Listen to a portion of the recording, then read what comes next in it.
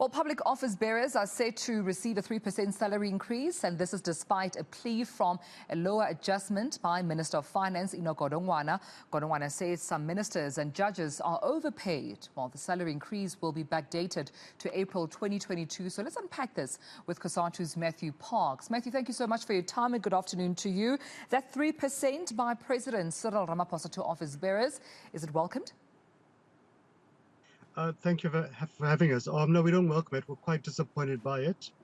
It's quite also galling that when government has often sought to give public servants a below-inflation increase, almost pled poverty, it even reneged upon a 2020 wage agreement and gave no increase for public servants.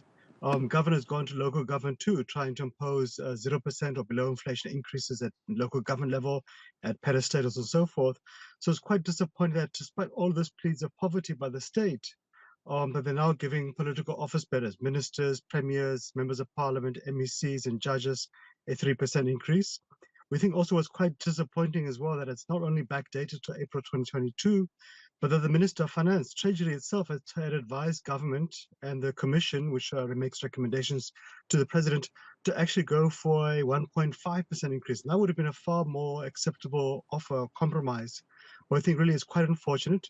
The state is in a mess across all levels of the state because politicians who've been deployed to lead it have allowed it to disintegrate, to be mismanaged, to allow money to be stolen from it left, right, and center. The economy is struggling because many of our parastatals are limping, again, because politicians have often mismanaged or interfered in them.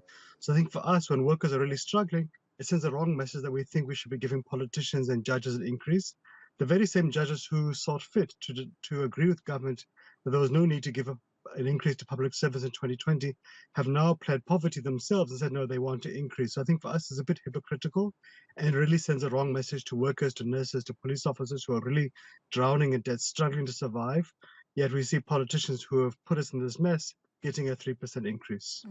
Matthew, with that being said, what would be, a more conducive or acceptable wage increase? I mean, what have you tabled, if any at all, as an alternative to this 3%?